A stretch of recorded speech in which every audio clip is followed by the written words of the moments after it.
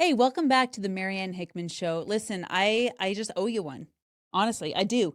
I haven't pushed out an episode in probably 6 weeks, and that's 100% on me. It was over the holidays at the end of the year, and I totally spent time with my family instead of putting time into the podcast. And for that, I apologize because I've missed you. Not that I apologize for spending time with my family. I'm not going to do that. But I apologize to you for breaking my pattern. I have pushed out shows just about once a week for the last, I don't know, 220-ish episodes, and I missed almost the last 6 weeks because of a lack of preparation on my part. What I like to do is record a lot of content so I can have it published for you while I take time off, but I didn't do that this time, and I've missed you. So thank you for still being here.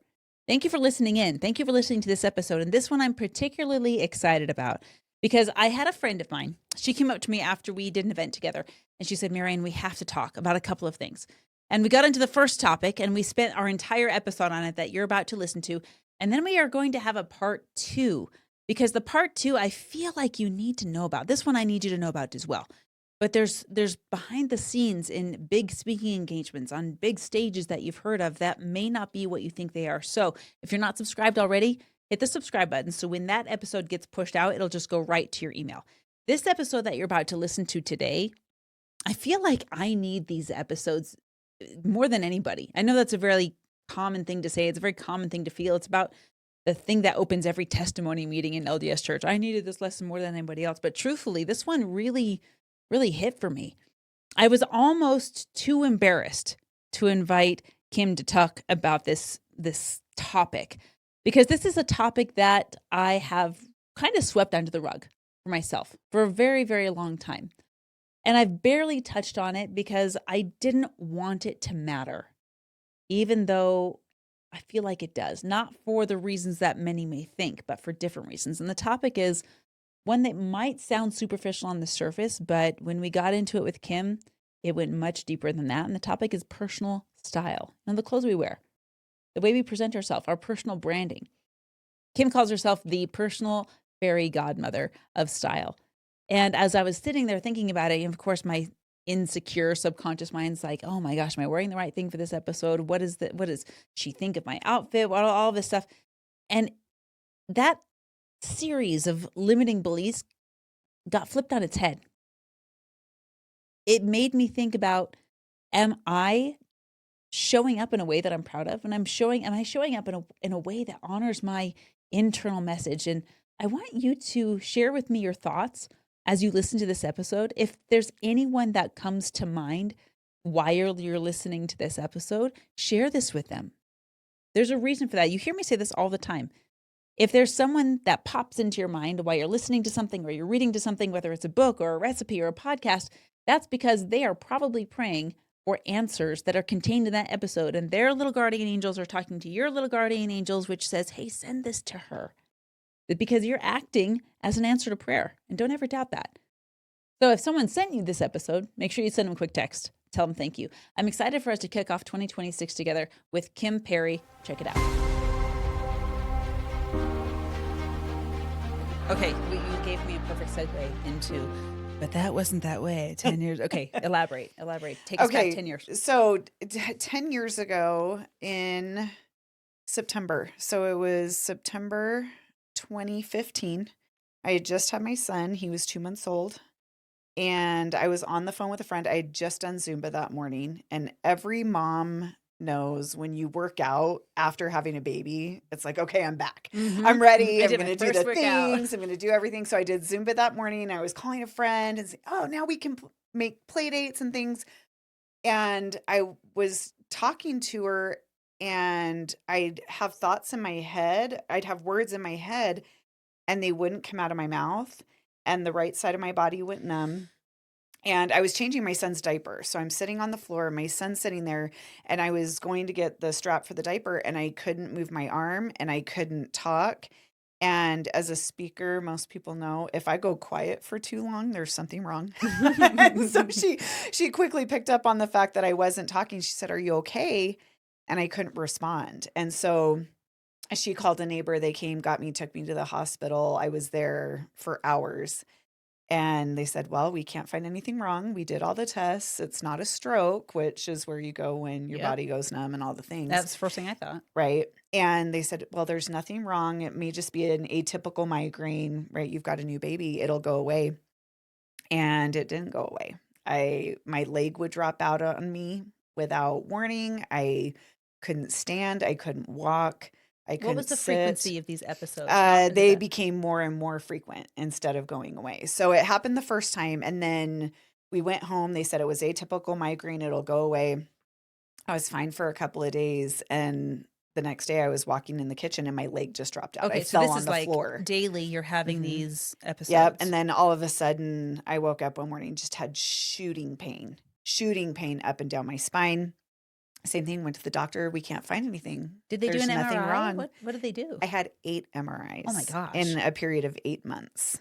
And nothing. Nothing's wrong with you. Nothing's wrong with you. You're like, I think you're lying to me. And so I actually have to give credit to to the doctor who first diagnosed it, but I had a supine MRI, so laying down, which is what is the normal MRI. And he said, well, we can't really find anything, but there's this thing with your brain. It's called a Chiari malformation. So my brain was coming out of my skull and pushing on my brainstem. He said, it's called a Chiari malformation, but yours isn't that big. And according to the research that I looked up, that shouldn't be causing your symptoms, but that's the only thing I could find. And as soon as my now ex-husband heard that, he said, I know someone who has that, and got on the phone, called a friend. I call her my Chiari mom now, called her, and she was in Rhode Island with now my also physical therapist out in Rhode Island because she was getting ready for a surgery. So basically the entire Out state of there. Rhode Island. Yes. Yes. It's small, tiny. But she was on the table with a physical therapist and got on the phone. And my ex said, they said something about Chiari malformation or something. And I thought of you. And she said, give the phone to Kim. So I got on the phone and I said, hello. And she said, Kim, we need to get you out of the state of Utah. They will hurt you there. Wait a second. And- What does she mean by that? Well, and that's where I said, what? Huh? And she said, there's not a lot of knowledge around this. And again, this was a decade ago. There's not a lot of knowledge around this.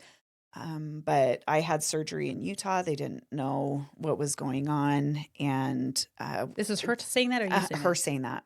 And the muscles in her neck separated and never came back. It's called dehiscence, I think. And she said, we need to get you out here. And the physical therapist who had never met me before, Mike Healy, who I love dearly, Healy Physical Therapy in Rhode Island, said, well, I think we can get her in with Dr. Klinga, who is a world-renowned specialist in this. And he said, I'll get on the phone with her. And he got me an appointment with my neurosurgeon in Rhode Island before I could even get in with a neurosurgeon here in Utah. Shoot. And anyway, found out it's a bunch of complex comorbidities and things like that. But as my symptoms kept going, I was dropping weight. I couldn't eat. I would drink water and it would feel like I was having an allergic reaction. Really? You go to anaphylaxis? Not complete, but my throat would tighten up. And so eating was not pleasant, but I needed to eat. And with all of the different things that were going on with my body, doctors were saying, oh, you need to stop eating this, or let's try not eating this. And I was dropping weight so fast that my doctor was like, okay, this is being ridiculous. This is going too fast. And he said, if you lose 1 more pound, you need to come back. And if you lose 1 more pound, we need to get you on a feeding tube because this could be fatal. He said, you need to get a plan in place. Yeah, you need to get a plan in place. And I had another MRI. And I was laying in the MRI tube, just sobbing. My ex and I had separated at that point. You're going through this and then you separate. Yes. In the middle of all that. Oh my gosh. And, my ecclesiastical leaders, my church leaders were saying, he's going to be fine, but you're not. We worry about you and the kids. You can't get a divorce. My parents were, you need insurance and you need a husband. They're of that generation, Wow. you can't get a divorce. But I knew living in the stress of that relationship and going through everything, I knew it would kill me. Was there a connection between the physical ailments and the stress of the relationship? The physical, I found I have 9 rare chronic incurable conditions, and those are genetic. So, that can't be blamed on anything, but the stress in That'll living in a exacerbate, relationship yeah. that was not aligned for either of us was so stressful that that's what triggered the symptoms. I was largely asymptomatic up until that point, but a lot of different things happened. In fact, when I found out that I was pregnant, so flashback a little bit, when I found out I was pregnant, my ex had come forward with a disclosure around addiction and Oh, things that had been going on throughout my marriage. And yeah. floored because I'm not a naive person. I'm not, someone who's obtuse or doesn't pick up on things. And so the fact that that had been going on was mind blowing to me. And we had been trying to have another child. And I said, oh my goodness, like dropping that bombshell on me. I went to go back on not child support. That's a different thing. Went back to go on birth control Yeah, because yeah. I was like, now is not the time to have a kid if we're working through this, and took a pregnancy test and found out I was pregnant in Oh that. my And so gosh. we were going through counseling and all of that stress. I was on modified bed rest the last few months of my pregnancy. And so, I had the baby and thought things were going well with counseling. That's our Later hope. found out, Every yeah, woman in that scenario, we yeah. want to hope for that, and we see things that Well, feed and the that hope, counselor thought and so too, yeah, and then more came out yeah. because of the stress. There was the stress of being a caregiver in that situation. It just, you get a lot of stress and have to pick up a lot of the responsibility, and you're not ready for that. And it just, Even if you are that's when ready, it's things just, stressful. It's just yeah, adding to the tax on your body. yeah. But it just, the stress of the relationship just kind of Yeah. took its toll. And that's when it was, okay, we need to separate. And so, yeah, so I was going through that in the MRI tube, bawling, going through a divorce and being told you've got to come up with a plan for your kids. There's a chance that, we might need to get you on a feeding tube. And I just realized, I have missed a year of my kids' lives going to doctor's appointments. I had a bed in my living room. Neighbors would come in and watch my kids. They were driving me to doctor's appointments. I couldn't drive at the time. And, I'm being told you could be on a feeding tube. This could be fatal. And I just said, you know what? I am done chasing diagnoses. I'm done being a medical guinea pig. I wasn't done with medical science because I knew I didn't have the answers and I knew I needed help. But I was done waiting for answers. Yeah. Yeah. And it was, I don't know how much time I have left. I don't know what my quality of life is going to look like. It's time to stop waiting for answers and waiting for things to get better. And it was, okay, I've got whatever time I've got left and I'm going to live my life now. And that's actually what led to everything that I'm doing today. Yeah. I was a religion teacher for 16 years before all of that. My career with, like, I couldn't stand in a classroom. This was 2015, Yeah. 2016, Yeah. before COVID. Yeah. So, the online craze and the Zoom craze had not yet hit. And it was, okay, I've got to rebuild my life and my career from a bed in my living room. And it was, hey, however much time I've got left, I'm going to live it. I'm going to do it. And I came out of that MRI tube and started living my day every day. What can I do today? I And I'll think do what I can do honestly, today. more of us could benefit from that attitude on the regular. It's a heavy Mm. question to ask, and I understand how taxing it can be to Yeah. ask that every day, but it really precipitates different choices. Honestly, it changes the way you live. And it's what I talk about as a professional speaker. I talk about resilience and I talk about having a can-do attitude, which Mhm. isn't the happy-go-lucky, like, you can do it and you can, but it's waking up every day and saying, okay, what can I do today? Yeah. What can I bring to the world? What can I bring to my relationships? And it changes the gratitude that you have, the way that you look at time and budget and manage your time, and what you put yourself into changes. And it's a gift. And it's what I talk to with my audiences. And so the good news is that you do not have to hit rock bottom to get there. but you don't always have the tools. And so that's what I love to talk about and inspire others So Mel with. Robbins asks this question at the beginning of every podcast, and I love this question. So I've started asking people this: is if someone were to sit down with you for an hour, how would they be better off after that hour?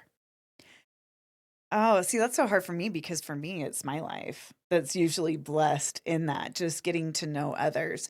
But every single person that comes into our lives for a reason. I really believe that it's not just woo.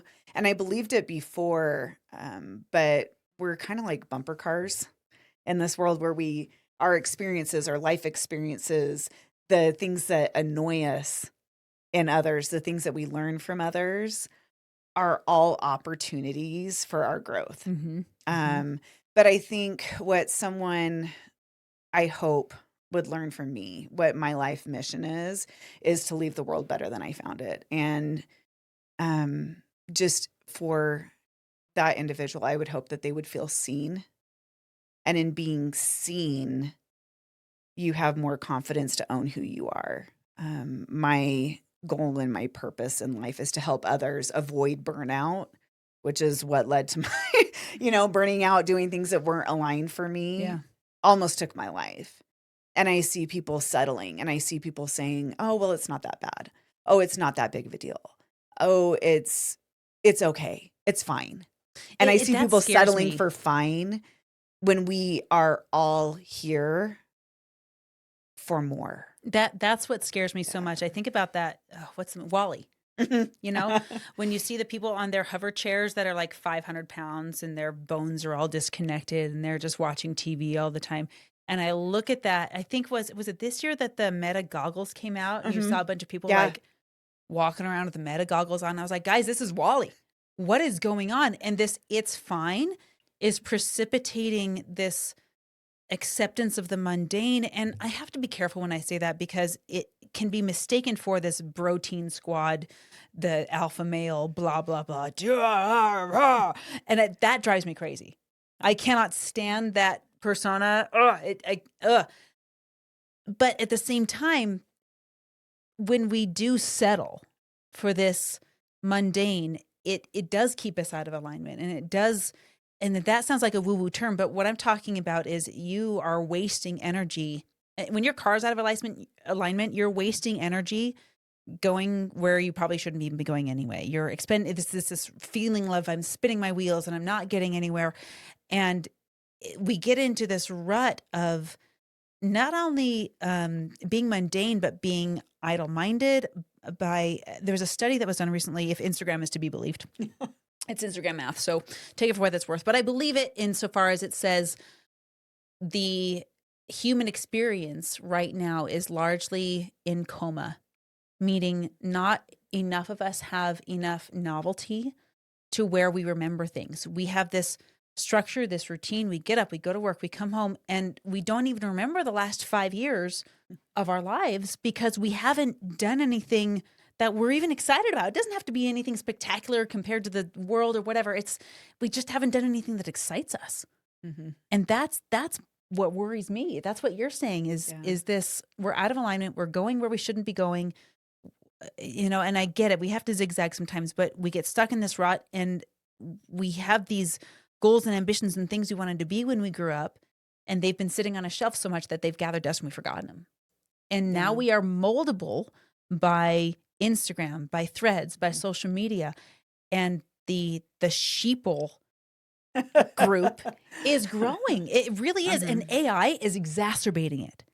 I watched a reel made by Porsche recently. Am I saying that right? Is it Porsche? I don't know. I'm not that fancy, but so Porsche put out this ad that said it was made without AI completely. And in the face of McDonald's, who made that horrendous AI ad, and in the face of Coca-Cola, who made their Christmas AI ad, which was terrible, Porsche said, we're not using any AI, we're only using artists. Japan animators are requiring animators to draw in front of them to prove that their work isn't AI. And what I believe AI is doing right now is dumbing the masses. And I'm not against AI. I use it. But there's a right way and a wrong way to use the tool. What I believe is happening in the speaker world Mhm. with AI specifically is that is dividing. There are the elite speakers who know how to use AI as a tool for organizing thought and making structure, but they are the artists and they create their speeches like you do, and Mhm. they tell their Mhm. stories like you do, and they learn from other speakers who aren't using AI. And then there's this AI control of the masses where it's inbreeding thought, it's inbreeding behavior, it's inbreeding speech patterns, it's inbreeding this acceptance of the mundane and broken. And it's like people don't read books anymore. People don't explore new thought, and so they just Yeah. get this. I had this in my thought, this like this image of an entangled spider web that everyone's stuck in, that those people that live their lives in the mundane and then use AI as a comforter. There's no original thought. There's no enlightenment. It's kind of being in a rut, and it really worries me because people that want to be speakers that follow that will never reach this grade Mhm. of going up on stage, sharing original thought, sharing original ideas, being willing to fall on their face and mess up a couple times because that's Yeah. how we learn. I don't know. Well, and being able to connect with an audience. Well, there's that That's what too. AI can't do, No right? matter And if how you much it don't have tries. those skills, it's going to translate into speaking. So much of speaking and most career work is Or engagement. motherhood. Oh gosh. Right? Can AI automate? And it can in some ways. But I will say this, one of the things I'm really excited about with AI is it is creating this existential crisis-y type thing. I don't want to put too strong a word on it, but it is waking people up to the fact that they have been in this state of settling and okay, because what AI can do and what it is taking over, I really struggle against fear mongering, Oh, like yeah. we are absolutely in a new age. I feel so blessed to be alive right now because I didn't witness the shift from the agricultural age to the industrial age. But we are moving from industrial into digital, which can be scary, but it's also so exciting because we are rewriting rules as a civilization. We have this great technology, just like the wheel. The wheel Right. was great Yeah. technology. Fire was great technology. When everything was automated during the industrial age, that changed the way people live and the way they work and the way that they do things. And we are in the middle of that, which is scary because our human brains fear change. Like that's how we're taught to survive, or like our brains are built to survive through routine, through regulation. Mm-hmm. And that's all been upended. So I get why people are freaked out because that's a natural reaction. But we are in a time of massive growth and creativity. Accelerated, just Oh exponential. my gosh. But where Yeah. we get to write new rules for people who are visionary, who step into it, who recognize instead of resisting that the shift is happening. It's like we're in the middle of a shift. And I don't know what the end of the story is because I've never been here before. None None of of us us have. have. But what AI can do, in fact, it was either last week or 2 weeks ago, I actually got an email about personal styling. They say AI is going to take over everybody's jobs, and it was coming after mine because it was another speaker Okay. was sending out their weekly emails, and they said, "Oh, well, I just did this thing. You need to do what I did, and I used AI to be my personal stylist." I'm like, "Whoa, Mm-hmm. whoa, whoa, hey, now you're coming up for Excuse my me. job. What are you doing?" And she went through the whole script that she used to get a fashion thing. And I'm like, okay, I'm going to have a chat with AI. So I got on and I had a little chat with AI and I said, "Hey, I hear you're coming after my job." And this is how I talk to AI. I'm like, "I hear you're coming after my job. And so what can you do better than me? What are you doing?" And it's like, well, I can, tell people their body shape. I can tell them their color scheme or whatever. And I'm like, okay, let's do a test client and see who can do it better. And so I challenged AI to a thing. And I'm like, okay, here's the sample client. It's a girl named Cindy. Cause I'm your real life fairy godmother. So I always call my ideal client Cindy. I'm like Cinderella. I'm like, okay, my little modern Cindy is coming. And so you give me the questions, like you do the questions, you handle that, and we'll both answer it and see who does it better. So AI started asking me the question first from Cindy, and I'd answer it. And I found that AI would just parrot my answer in a different way back to her. And I'm like, no, this isn't seeing what I want to see. Like, what can you do better? I said, you answer first. And so Cindy would ask the question like, oh, well, what should I wear to a work event? Or just something, that started off like that. And AI would answer, well, a woman could wear this kind of cut and this kind of suit, and just kind of go through what you'd find on Pinterest or what you'd find just Googling it. And then they'd ask me the question, and I said, okay, well, what's your intention? What do you want to come? What's the feeling that you want your audience to have? What's the transformation you want them to have? And how can you embody that? And AI was like, oh, I didn't ask that. I didn't go there. Anyway, and so we went through this whole thing, and at the end, AI was like, yeah, I can't recreate what you do. And I was like, thank you, ChatGPT, for this is the confirming really that good for news. me, And this is what excites me about that, because I'm with you. I don't like the doom and gloom. I believe what a friend of mine, Richard Sargent, says. He's like, always need to be propagating hope. Yeah. Especially when we own businesses and we're entrepreneurs, and all of our marketing and all of our communications, we need to say, yeah, this is crappy and it's happening, but there's good news.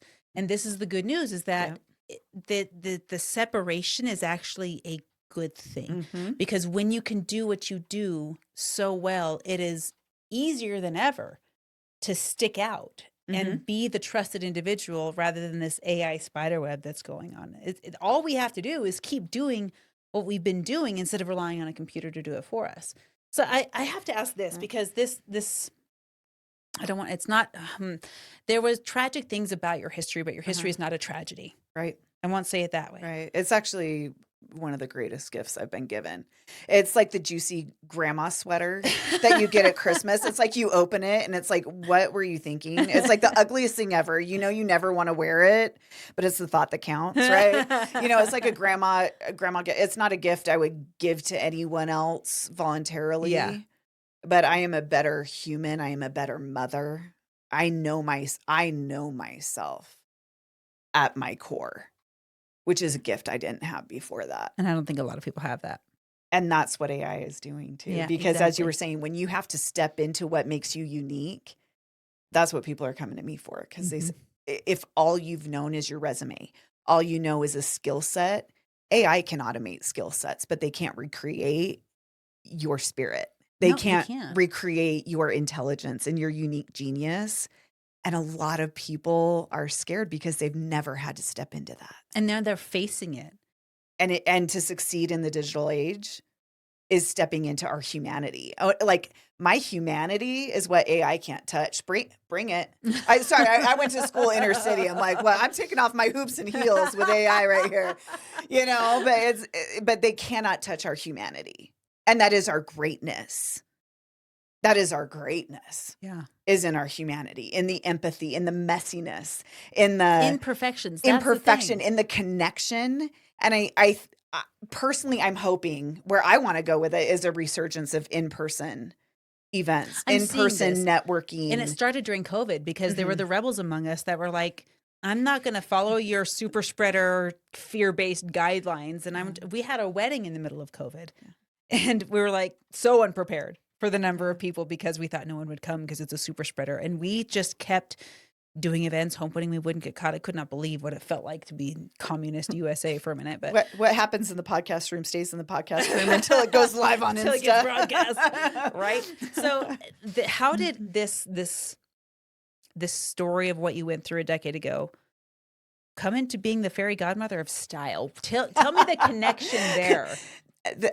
That is an interesting story, because anyone who, I mean, we know each other, right? Like we've had some conversations. Anyone who knows me knows that I went to school inner city, right? But I've never been a bougie girl. I never followed styles or trends. And maybe that's because the last time I tried was when I was in junior high in the middle of the 80s, which is not the time to try to follow although styles. it's coming back.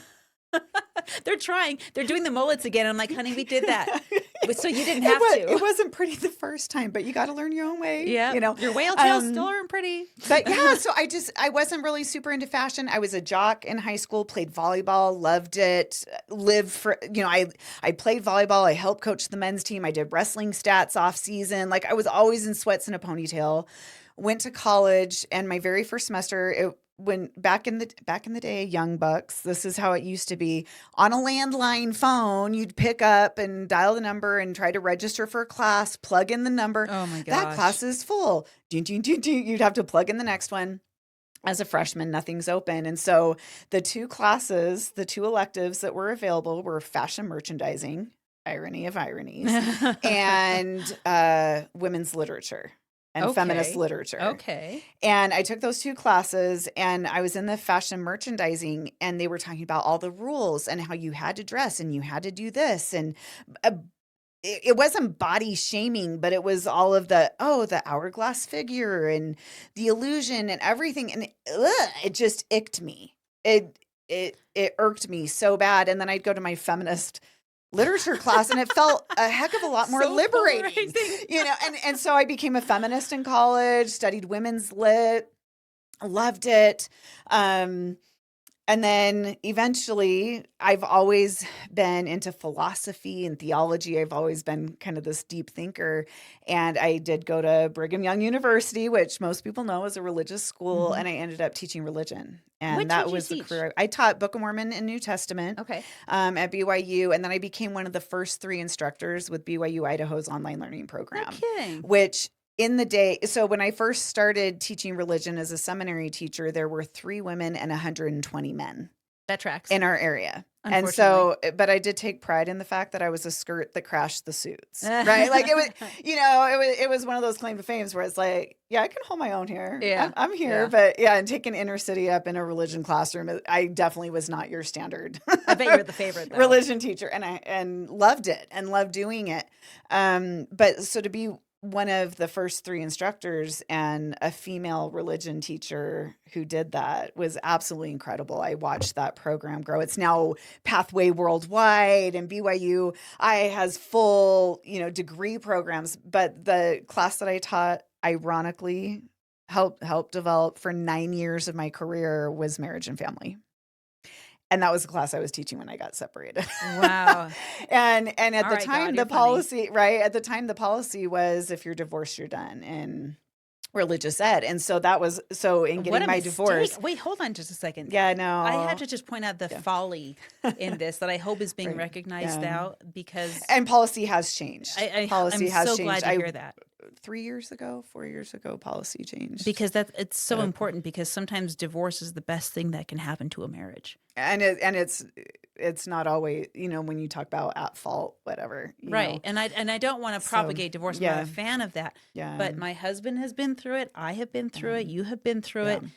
And it sounds like in every case, it was the best thing for the people, for both people. Yeah, for both. In that situation. It was not a good fit for either of us. Yeah. Right. And he's things are more amicable now. Yeah. Well, and then when we were married. Everyone's happier this way. Right. Okay. So but that's what I taught. So I taught that for 16 years. And I was in academic leadership, served in leadership positions, absolutely loved it. Never would have left that career otherwise. And so how did I become a personal stylist, especially as a religion teacher, right? Yeah, so I went from being an athlete who didn't care to a feminist. And I did actually, I may or may not have written a paper on how corsets were a muzzle to silence women because I was taking my fashion merchandising class and I was so ticked at fashion at the time. So that's an irony. Can I access this paper? I think I burned it. I actually burned my papers when I graduated with my bachelor's and wished I hadn't because I went back and got my master's and I had no papers. But it was funny. And then I became a religion teacher where you talk about getting past what Buddhists call the illusion, right? The outer trappings and really getting to the meaty essence of the core and talking about the soul and spirituality. Give us an example of the outer illusion. The mincing feet and tinkling cymbals that it talks about, where you get so wrapped up in how you look, that God looks on the heart. So I not think there's, on when you say that, our I hear outer two. presence. Yeah, and Yeah. that's true. Mhm. And when I hear you say that, I think there's two manners of approaching that. I think there's the pharisaical version where you look the part to gain the trust and use that as kind of a fraudulent way for affinity to Mhm. grow. Mhm. Uh, and then I think there's the other extreme of that where you I'm gonna I'm gonna piss some people off right now, but that's okay. She's doing it. It's where you dress not to impress necessarily in the suit and tie and make you think I'm a sheep, but I'm actually a wolf. But then there's the other way where people abuse their bodies Mm. to the point where they are so they disgusted by themselves that they shoot themselves with holes, and they gauge themselves to pieces, and they barely wear anything at all because they are afraid of something inside. And both of them are Mhm. two sides of the same Yeah. coin, but I think it does misrepresent the actual divine interior. Is that what you're talking about? Well, that's where I get to, Okay, I right? jumped the In gun. that, Keep going. well, there's also like a prideful poverty Oh, yes, that yes, comes into yes. things where there's the, okay, well, I want to look good, be good, and have everybody be like, oh yeah, like I'll wear the bling even though I'm in incredible amounts of debt over it, so people think I'm whatever, right? Yeah, Like there's yeah, that, the sheep and wolves clothing, yeah, right? yeah. Or the wolf in sheep's clothing. Anyway, we've got clothing in sheep and wolves and that. But then there's the opposite where people are like, oh, I'm not going to be that. Look at how humble. Like they take pride in the sackcloth and ashes, Yeah, yeah. but look, I'm not caught up into that. And I'm not, into that. And I heard someone call it, like spiritual judging or spiritual elitism, where it's like, oh, well, I'm too spiritual for Yeah, that. yeah. Or, I'm not caught up into those things. And so there's all of the different aspects that we can take, but where I got to it. So I'm on the bed in the living room, came out of the MRI tube, and I'm like, I got to live life. I got to take care of my kids. I'm a divorced, chronically ill, out of work, single mom. And when you have a 16-year career in religious ed, like I had a great vita in academia, but as a religion teacher, it doesn't really translate to a lot of area. It's not like corporate people are like, oh, we really need a religious consultant to come in. And I'm like, I actually like to sneak in some woo at work, Yeah. right? And it's kind of fun because it's like, yes, it does apply everywhere. But Yeah. there wasn't really a big job market. And so I'm like, what can I do? I'm laying on the bed in the living room 3 years before COVID, a couple years before COVID. And, all these people who would come in and help with my kids, when you see someone who's laying on a bed in the living room, it's like, man, her life is way worse than mine. And so people just kind of start opening up and talking, oh, I don't know how you do it. Your life is so hard. Like I thought my life was hard. And they start telling you all their stuff and you're like, oh, okay.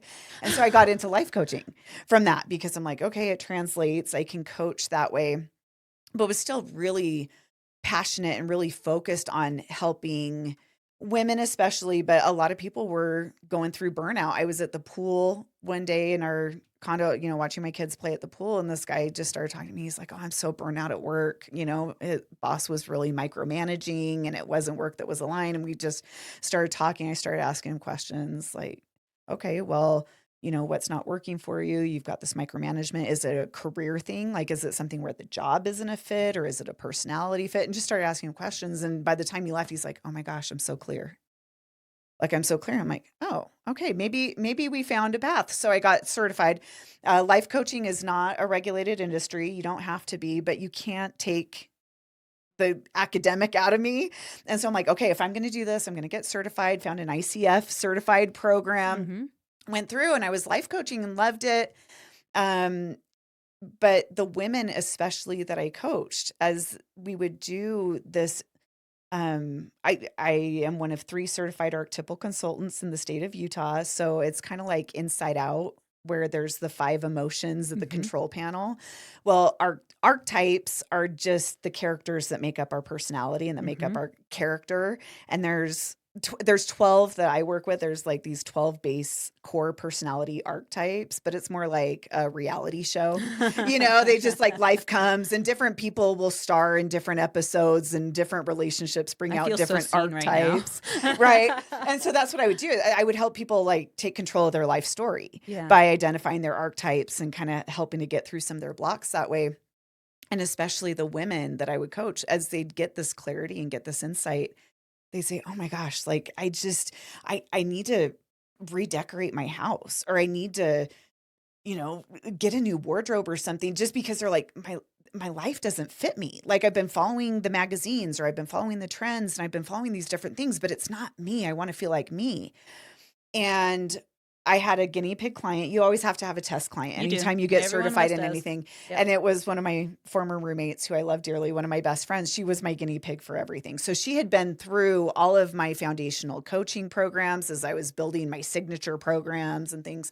And she was my guinea pig for archetypes. And when we got done with her program, she said, Kim, you need to play dress up with me like you did in college. Like, I'm coming out there. She lived in Seattle. I lived here. She flew out here so that we could do a shopping trip, because she said, I realized in doing this, I have been dressing for my mom my whole life. Like, every time I go shopping, it's my mom's voice. And like, my mom is the ghost in the dressing room every time I go shopping. And it is not me. Well, and with no disrespect to our parents. No.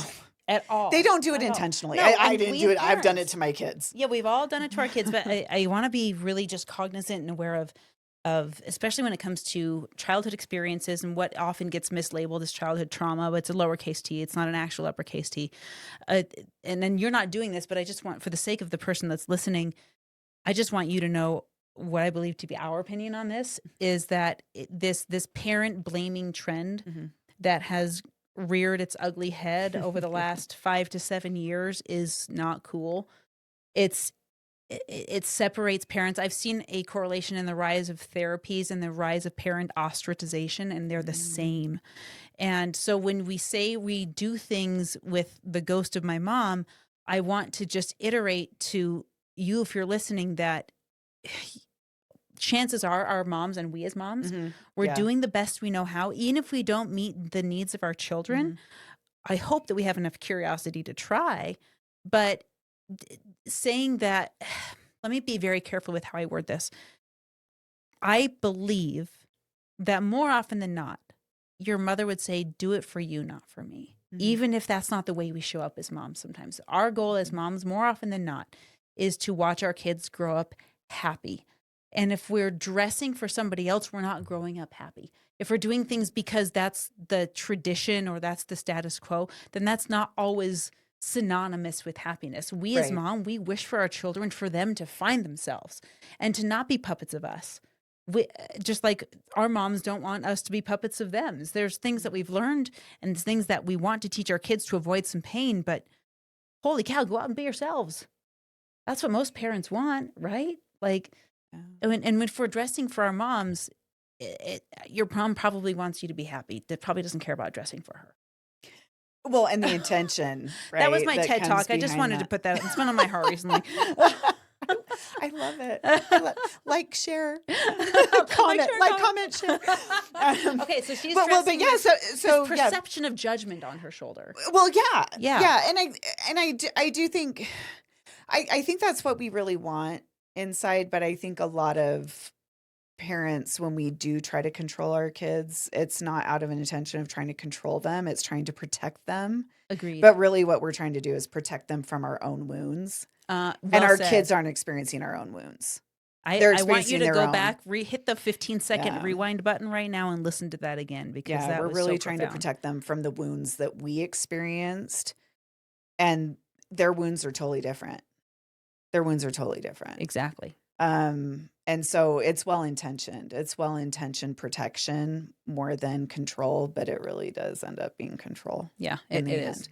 And I will also say that as the story shows, when we're young, we don't recognize, or we don't have a say. And there are parents who are not well-intentioned. Oh, it does exist. Hurt people hurt people. Yes. Sick people hurt people, and we're human, right? And so, I also don't want to minimize children from abusive homes or Totally whatever agree. either. We're But we're I talking will about just a say, couple different I categories will here. say once we become adults though, those experiences definitely impact us, but we also have the power to reclaim our voice and And that's the reclaim beauty. our autonomy.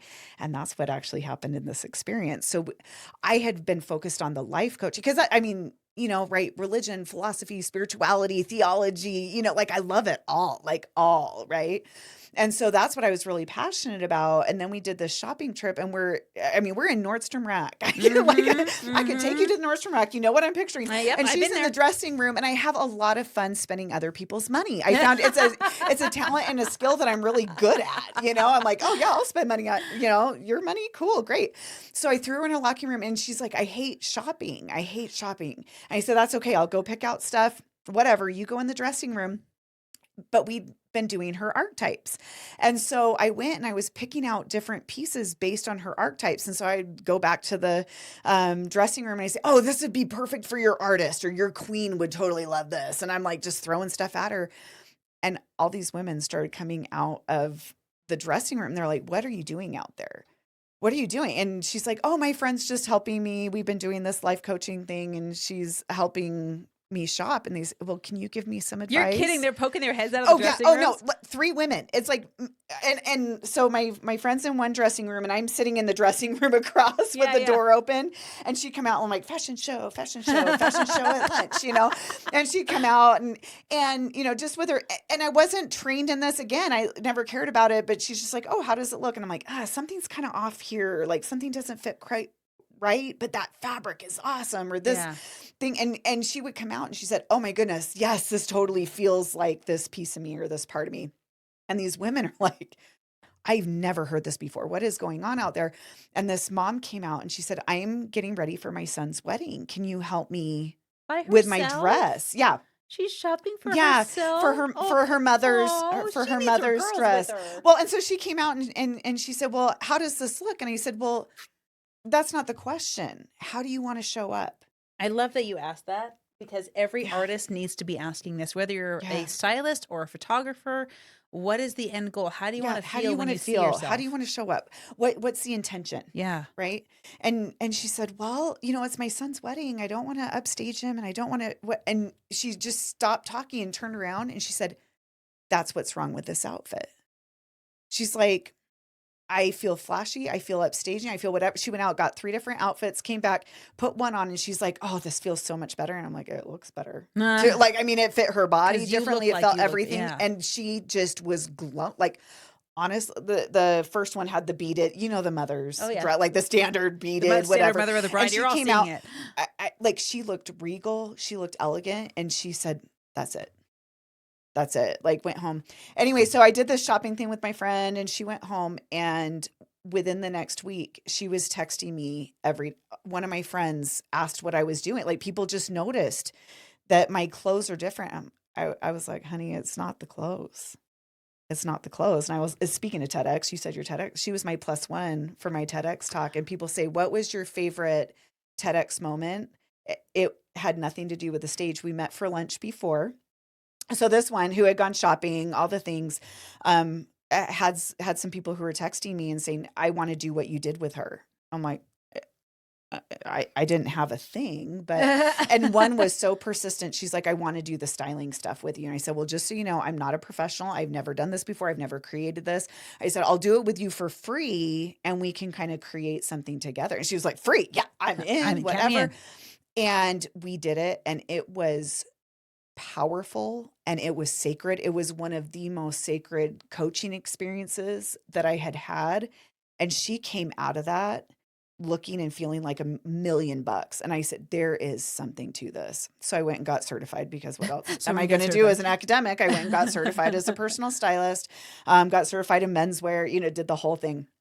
And so started doing life coaching with personal styling. And it is one of the best things ever. So the transformation, how does this look? And how did I know that this is what I was meant to do? Went out for my TEDx talk and my friend said, can we meet? Like we were meeting for lunch and she said, can we meet downtown by the mall? Because I need to pick something up. And she said, Kim, I actually like shopping now. And it was something where I'm like, I feel like I should apologize to your husband, but sorry, not sorry, you know? And she's like, I actually really like shopping. I just didn't like shopping with my mom. And because it was always, well, you should wear this. And and it was super critical and whatever. And she's like, I actually like it. So I met her at the store and she's just lit up beaming. She said, look, I wanted to show, I remembered everything that you taught me. And she's like, look at my outfit. And she looked amazing. And we are both moms. We are both of a certain age. She was not in her 20s. She's not a supermodel. And in fact, when we started working together, there's a psychological thing that happens when you grow into extended sizes. And she had health issues, had birthed multiple children, and had just crossed from regular sizes into full-bodied women's sizes. And and hadn't lost weight, hadn't like gone on a diet, just she felt like herself. And looked amazing. Yeah. She rocked it, right? And so we went to lunch and everyone's like, oh, why are you here? And she's like, this is my friend. She's here for TEDx. And people are like, what's TEDx? Can I take your order? It really was like, it was just like, oh, okay, whatever. And we had lunch and everything was fine. And this is a dear friend who had always said, she called herself my wing woman. And she loves she's like a cheerleader and a supporter and loves it. But you also end up feeling kind of invisible sometimes. And every woman, every man at some point wants to be the star of their own life. I feel and like you should be the star of your own life because Yeah. if you're not, who is? Well, somebody And else, that's a your problem. boss. That's a problem. Right? And so, she had felt invisible and felt burnout and frustrated and lost. And, and I'm just watching her glow. And she's still in wing woman mode because she's like, I'm here with TEDx girl. And people are like, I don't even know what that means, but okay. And we start walking across the street to go to our cars, and a car stops. The woman rolls her window down and talks to my friend and says, excuse me, I know this is a really weird question, but can I ask you where you got your pants? I've been driving around all day and I hate shopping and I just want to look good. And you look amazing. Where did you get your pants? My friend stopped traffic with a total stranger just being herself. And I was just sitting there. I'm like, that's why I do what I do. That to me, that was the moment of TEDx. Like TEDx was a great stage. It was fun, but like watching my wing woman friend be a freaking rock star celebrity just by being herself. And she went up to the friend. She's like, oh, this is my friend. She's a personal stylist. She's here to be a TEDx speaker. She helped me do it. She's like, I don't even know what my pants are. She's like, here, come look at my tag. So I'm like looking at her tag in the middle of the parking lot. But it's not the clothes. No, because it was that the lady fact bought that that same pair of pants. No, and it's the fact that she felt confident in her own skin and she found her voice. And so I just use clothing as a tool to help women reconnect with themselves, to reconnect with their archetypes, and to find their voice. And ironically, one more side note is when I got certified in personal styling, I knew I was in the right place because I'd already been a certified archetypal consultant. I did 7 years studying women's literature, feminist literature, and analyzing archetypes in literature, right? Writing papers about the different characters and different character patterns, comparing novels. So like I speak archetype fluently, right? But when I got certified as a personal stylist, the first thing that they said was, okay, now your goal as a personal stylist is to create an archetype for your client. And I'm like, we're using archetype. I know I'm in the right place, right? Like all the things. But they said you create an archetype for your client and dress them. And I said, no. You help them discover their archetypes. Thank you. And help them express them. That's what clothing is, just a mode of expression. And it has And to when be. you embody that and when you own that, and that's what people see in my clients. They're like, oh, I notice you're dressing differently. I notice you're doing things. And it's not the clothes. And that's the thing that I love the most. But the clothes are the icing on the cake. And that's where I found with being your real life fairy godmother. So going from a religion teacher to a personal stylist, when you know the whole story, it's like, actually, it makes a ton of sense. Well, and I think that you've nailed it so well because personal stylist is a common word that audiences use, that your idea, I think I need a personal stylist, but you come in and say, okay, I'm going to give you what you think you need, but it's not the facade that I'm dressing. Yeah. You're not shopping for a pair of clothes. That's not the point. You only go shopping after the inner work has been done. Right. And I wanted to, in my mind, I'm like, okay, I have to reconcile this with myself in a way, Mhm. because in my bringing and my upbringing, we were a use it up, wear it out, make it Mhm. do or do without family, Yeah. and that Pioneer was spirit. utilitarian. It was like, get her done. I still have a pile of clothes in my closet that I use just in case it's painting day, Uh-huh. Uh-huh. and it took so long for me to justify getting dressed to feel good. And I still sometimes, not always, but sometimes struggle with that, especially now that I don't clock in for anybody else. Mhm. If you come here most days, ask my husband, it is hoodie and mom bun Mhm. most days.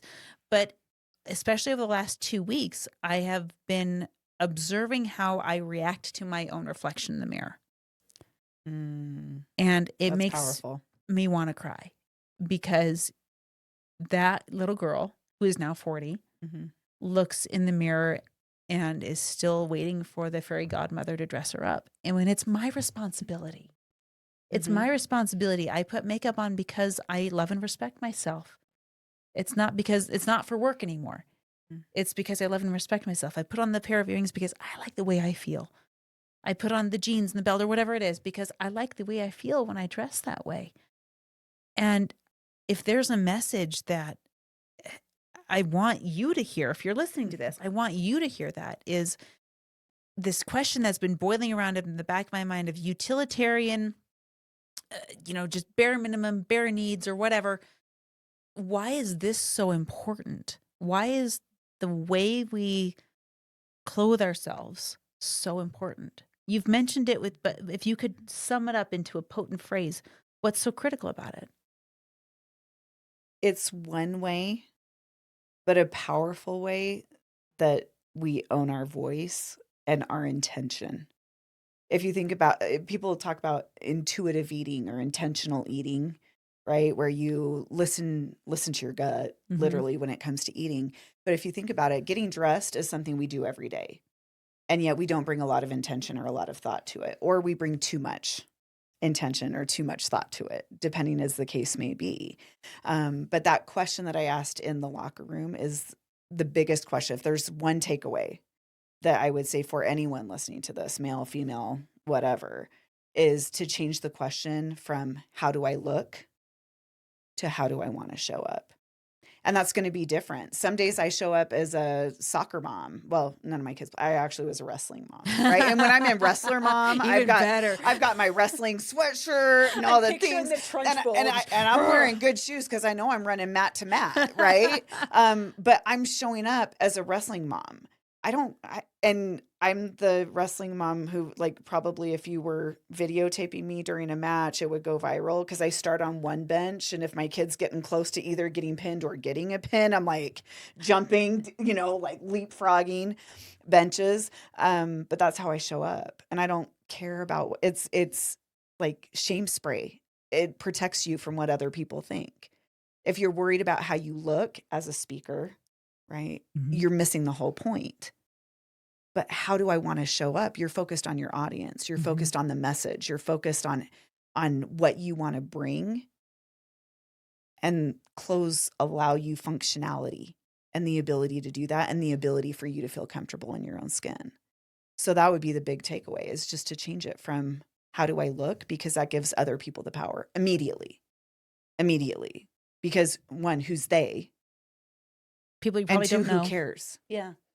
But if you're showing up authentically and powerfully and in your integrity, then what other people think isn't going to phase you, because you'll have the confidence, you'll have the peace of mind, you'll have the clarity in knowing I showed up how I wanted to show up today. I came and did what I came here to do.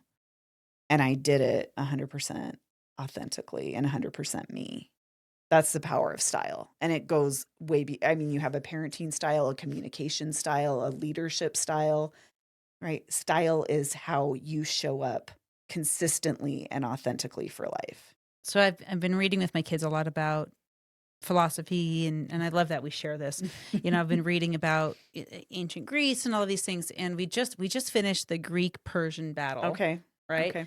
So when we're in our textbooks, we're in Athens right now, and the Greeks have just, Leonidas has just died, and all of these things are happening.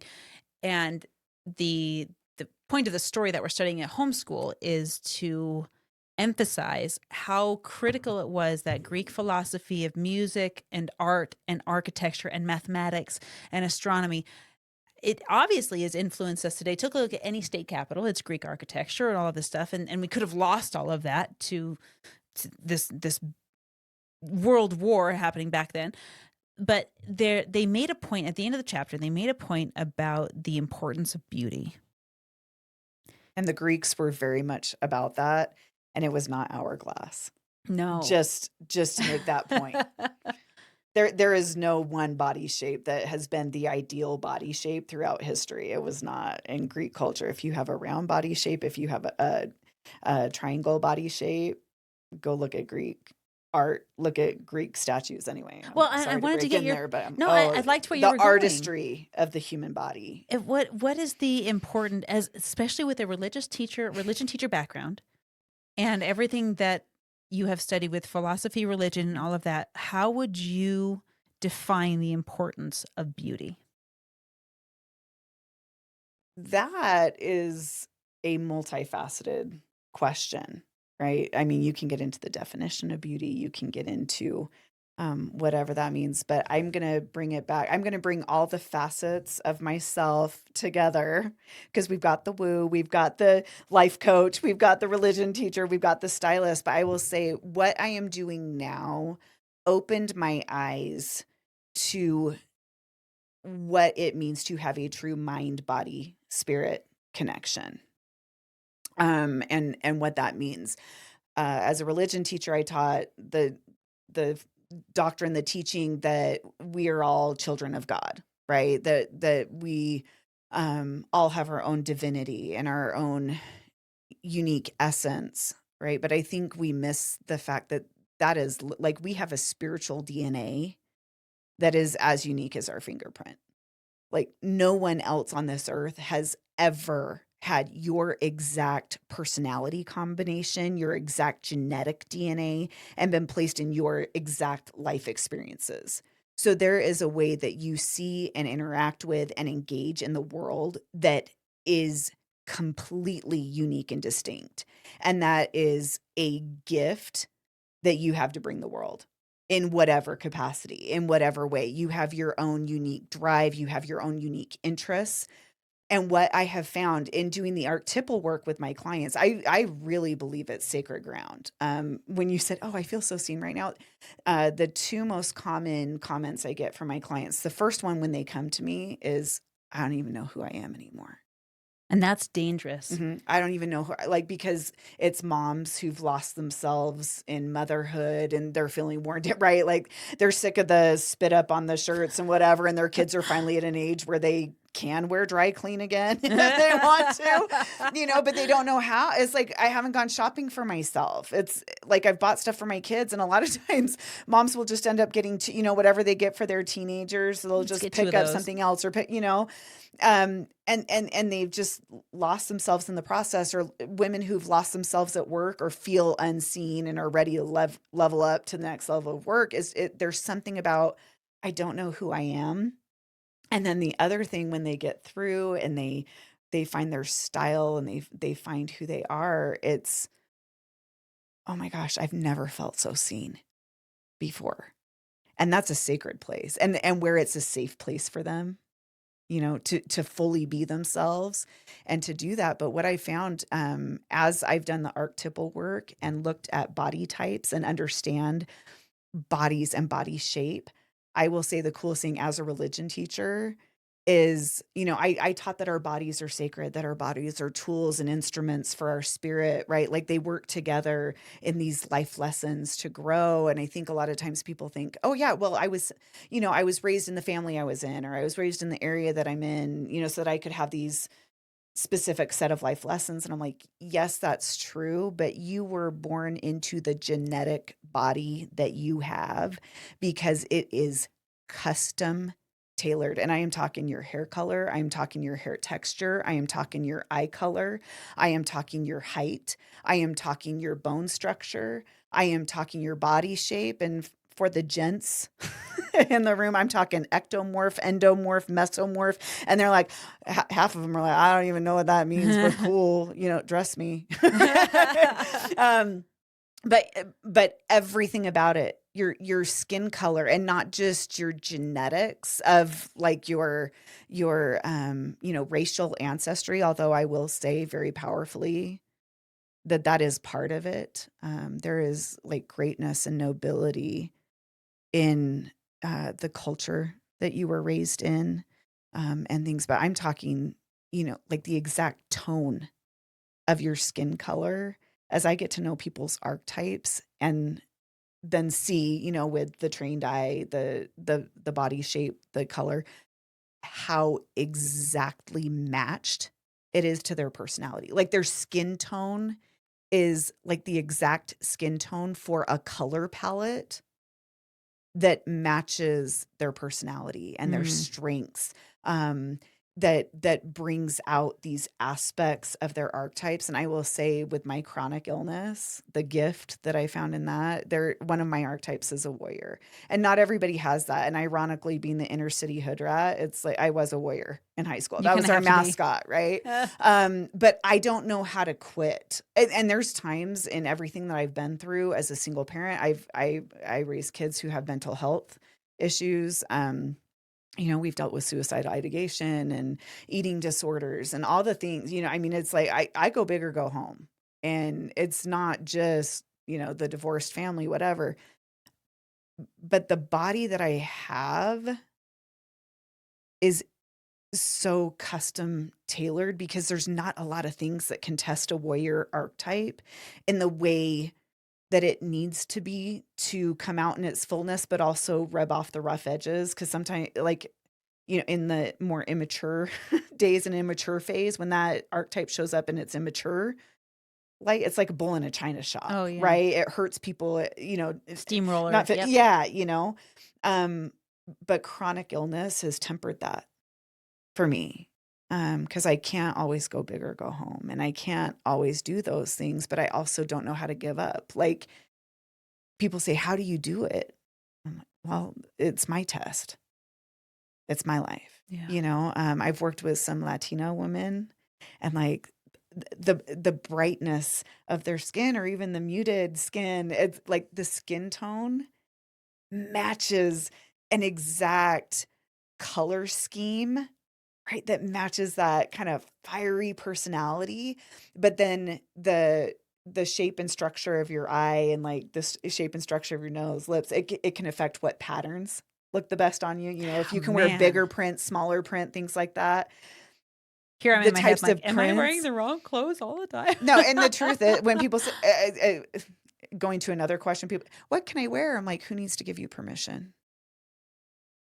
You can wear whatever you want, right? But when people come to me, it's because they want, they know there's more. They want more. They know there's more, and they want to embody that, and they just need the confidence to know how. And I give them, I don't just do the work, like I do the life coaching with it, and give them style education instead of fashion advice, so that you can do it on your own. Like I don't like creating people who are dependent on me in the future. So I give style education, so you can take that education and go do it for yourself. But anyway, but that's the power, like talking about mind, body, spirit. Yeah.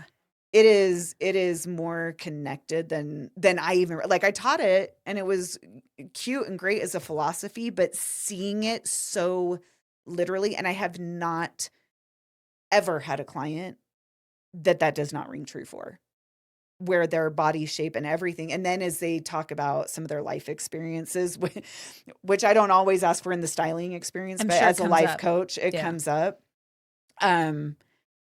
Again, it's custom. It is so custom tailored for your exact soul DNA. And that's why my signature program is a signature soul style. That's what I help my clients discover, is their signature soul style. While you've been talking, I can't get this image out of my mind. I'm in the Garden of Eden. Okay. Right? Mm-hmm. And the first gift that God gives Adam and Eve is clothing. Mm-hmm.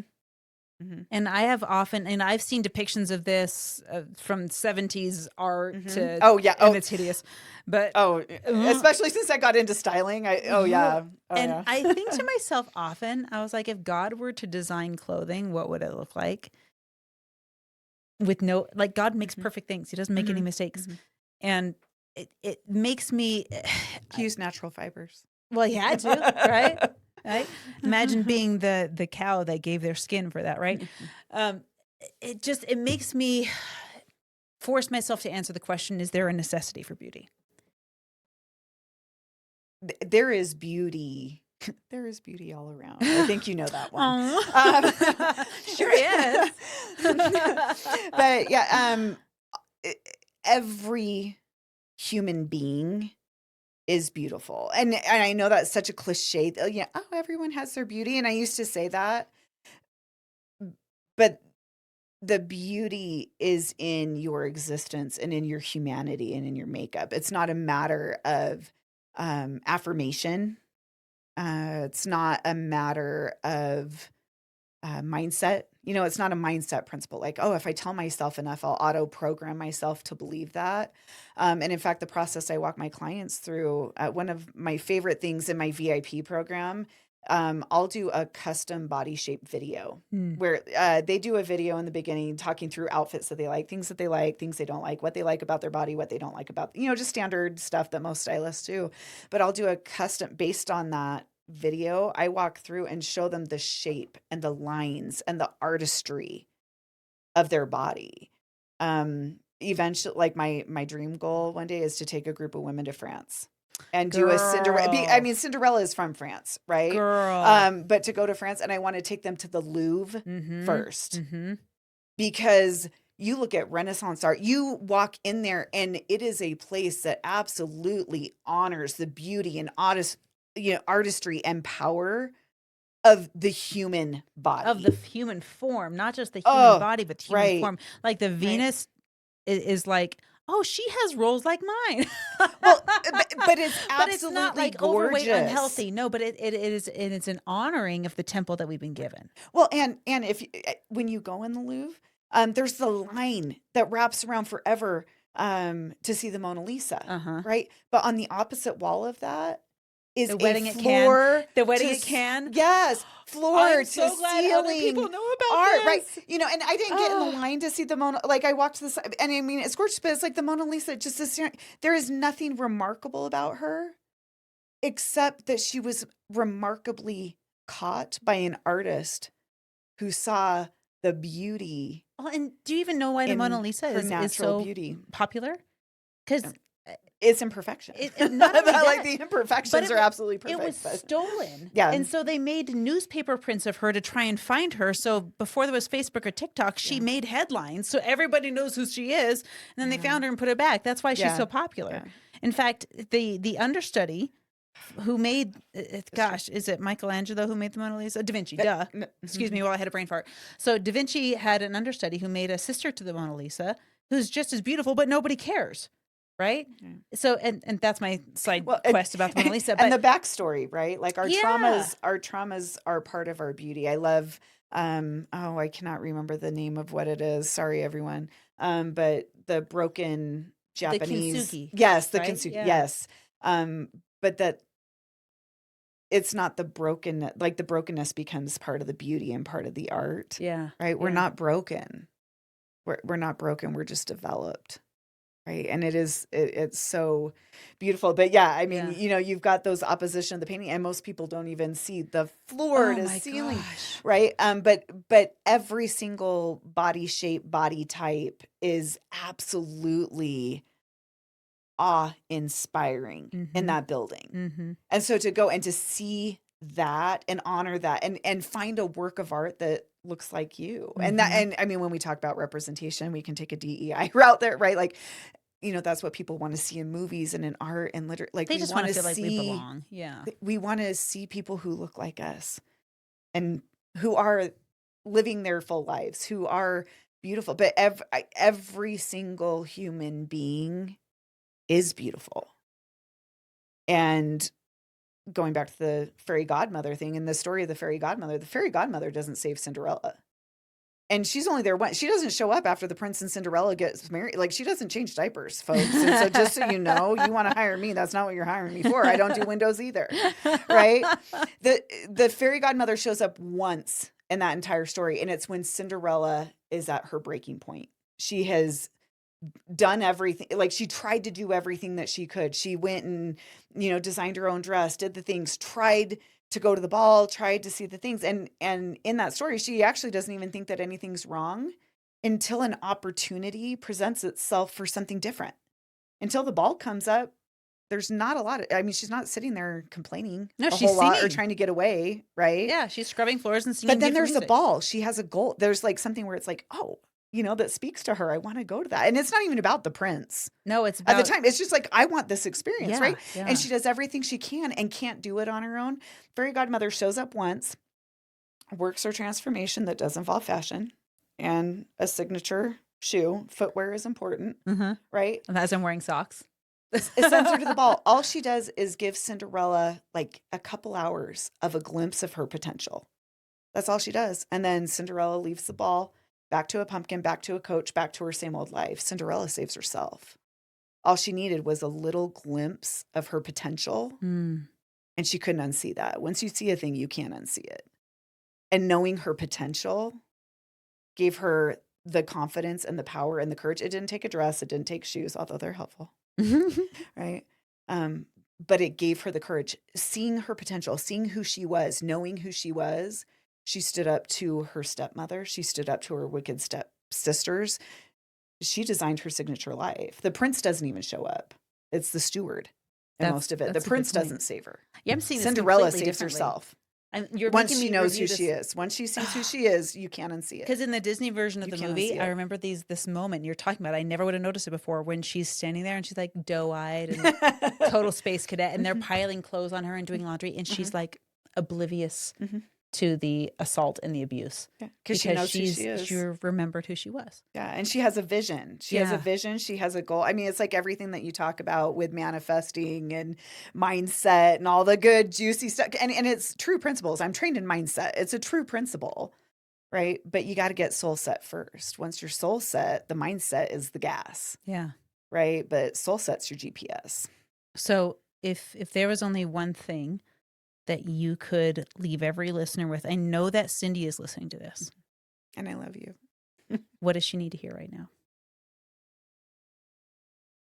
You have the power, right? That's from Wizard of Oz. You had the power in you all along. And also a pair of footwear. Ruby slippers in that one. But the power is within you.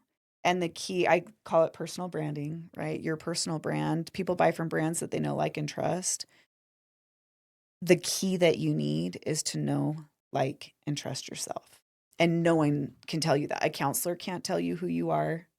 They can help guide you, right? Coaches can help guide you, but you know who you are. And if you're feeling frustrated, if you're feeling stagnant, if you're feeling angry, it's because there's something that's not aligned for you.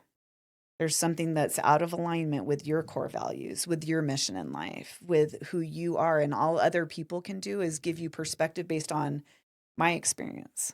But as we said earlier in the with parents and children, we try to protect them from our wounds. Their wounds are different than ours. Yeah. We heal our wounds. You come to know yourself.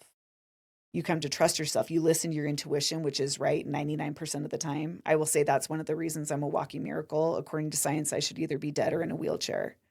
According to 3 different counselors and a social worker, I should have had a mental breakdown by now with everything that I've been through in my life. And I have not. And it's largely, I attribute it to the grace of God, right? Like, there are some things that are just unexplained. I'm a walking miracle, literally. I'll echo that. But I will say the can-do attitude. I do what I can do every day. And I've learned to listen to my intuition. Medically, directionally, occupationally. Know yourself, trust yourself, and love yourself. You got to honor yourself.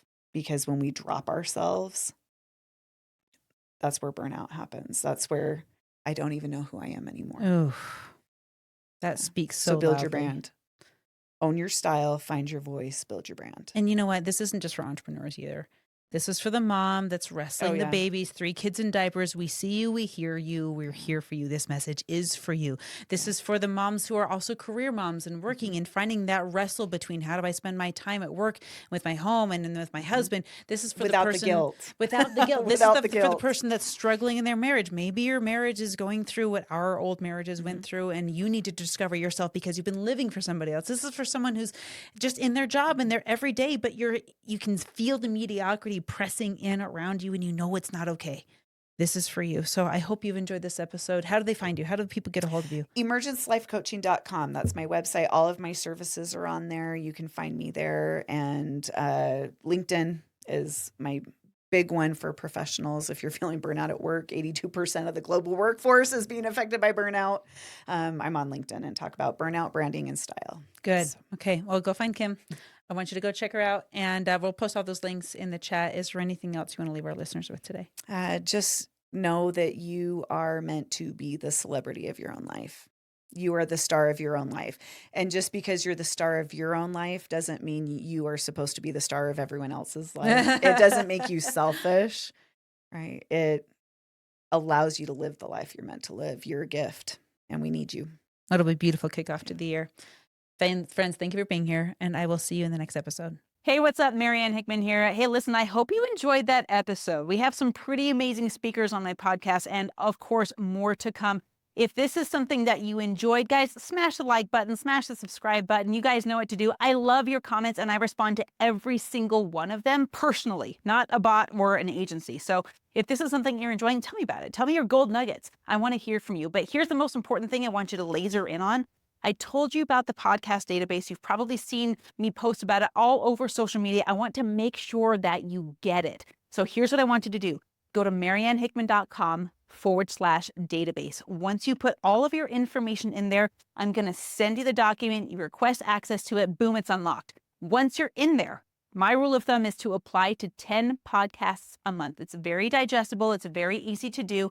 And the database gets updated twice a week. So I want you constantly checking back in there for the next podcast that fits your audience. Thank you for being here. Much love to you, and we'll see you in the next episode.